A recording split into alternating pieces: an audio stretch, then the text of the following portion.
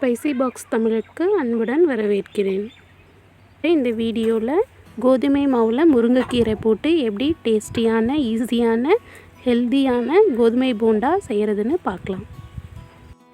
கோதுமை போண்டாவுக்கு முக்கியமான பொருள் என்னென்னு பார்த்திங்கன்னா, கோதுமை மாவு 3 கப்பு கோதுமை மாவு எடுத்திருக்கேன்.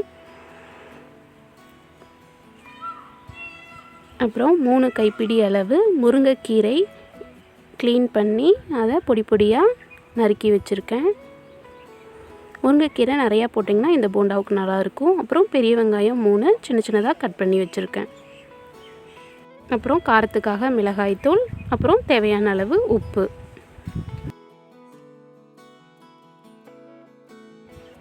இப்போது இந்த மாவுக்கு தேவையான அளவு உப்பையும் மிளகாய்த்தூளையும் சேர்த்து நல்லா மிக்ஸ் பண்ணி விட்டுக்கலாம்.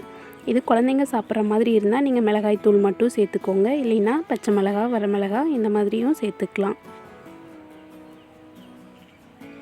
சேர்த்துட்டு நல்லா மிக்ஸ் பண்ணி விட்டுருங்க.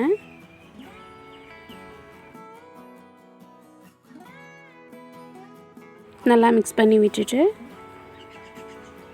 பொடி பொடியாக நறுக்கி வச்ச பெரிய வெங்காயத்தையும் வாஷ் பண்ணி வச்ச முருங்கைக்கீரையும் அதில் சேர்த்துக்கலாம். நீங்கள் எந்த அளவுக்கு முருங்கைக்கீரையும் வெங்காயமும் அதிகமாக சேர்த்துக்கிறீங்களோ அந்த அளவுக்கு போண்டா நல்லா டேஸ்ட்டாக இருக்கும். இது செய்கிறதுக்கு ரொம்ப நேரம் ஆகாது. வீட்டில் இருக்கிற பொருளை வச்சு ஈஸியாக செஞ்சிடலாம். ரொம்ப ஹெல்த்தியான ரெசிபியும் கூட.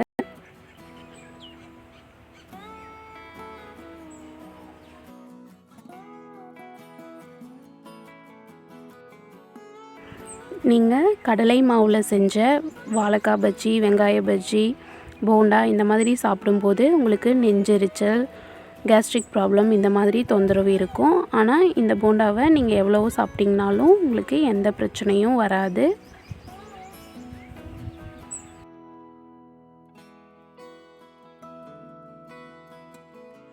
டக்குன்னு ஈவினிங் ஸ்நாக்காகவும் செஞ்சுக்கலாம். முருங்கைக்கீரையில் பார்த்திங்கன்னா நிறைய இரும்பு சத்துக்கள் இருக்குது. அதனால் இதை அடிக்கடி எடுத்துக்கலாம் முருங்கைக்கீரையை. முருங்கைக்கீரை கிடைக்காதவங்க இந்த போண்டாவுக்கு வெந்தயக்கீரை கூட சேர்த்துக்கலாம், ரொம்ப நல்லாயிருக்கும். வெந்தயக்கீரையும் கிடைக்காதவங்க வெறும் கருவேப்பிலை, கொத்தமல்லி இலை போட்டும் செய்யலாம், ரொம்ப நல்லாயிருக்கும். இந்த போண்டாவுக்கு முக்கியமான இன்னொரு பொருள் என்னென்னு பார்த்திங்கன்னா, இட்லி மாவு. நீங்கள் புதுசாக ஆட்டின இட்லி, தோசை மாவு இருந்ததுன்னா, புளிக்காத மாவாக இருந்ததுன்னா 2 கரண்டி அதில் சேர்த்துக்கோங்க. அப்படி சேர்த்துக்கிட்டிங்கன்னா உங்கள் போண்டா நல்லா புது புதுன்னு சாஃப்டாக இருக்கும். இப்போது எல்லாத்தையுமே நல்லா கலந்து விட்டுட்டு தேவையான அளவு தண்ணி சேர்த்து நல்லா மிக்ஸ் பண்ணிவிட்டு இந்த மாதிரி பதத்துக்கு பிசைஞ்சு எடுத்துக்கோங்க. இதுதான் போண்டாவுக்கு கரெக்டாக இருக்கும்.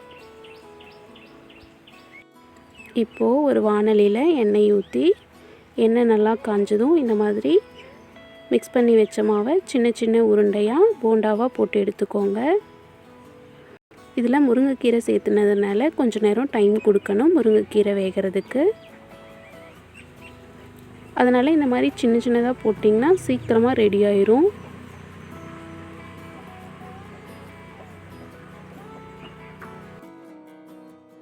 இந்த மாதிரி பஜ்ஜி போண்டாலாம் சுடும்போது சோடா உப்புக்கு பதிலாக இட்லி மாவு சேர்த்துக்கிட்டிங்கன்னா உடம்புக்கும் நல்லது, போண்டாவும் நல்லா டேஸ்ட்டாக இருக்கும். இப்போது கோதுமை போண்டா ஒரு பக்கம் வெந்ததும் இன்னொரு பக்கம் திருப்பி விட்டுட்டு இந்த மாதிரி கலர் வந்ததும் எடுத்துக்கலாம். அவ்வளோதான், போண்டா ரெடி.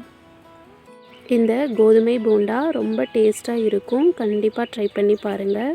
இந்த மாதிரி ஹெல்த்தியான ரெசிபிக்கு நம்ம சேனலை மறக்காமல் சப்ஸ்கிரைப் பண்ணுங்கள். தேங்க்யூ.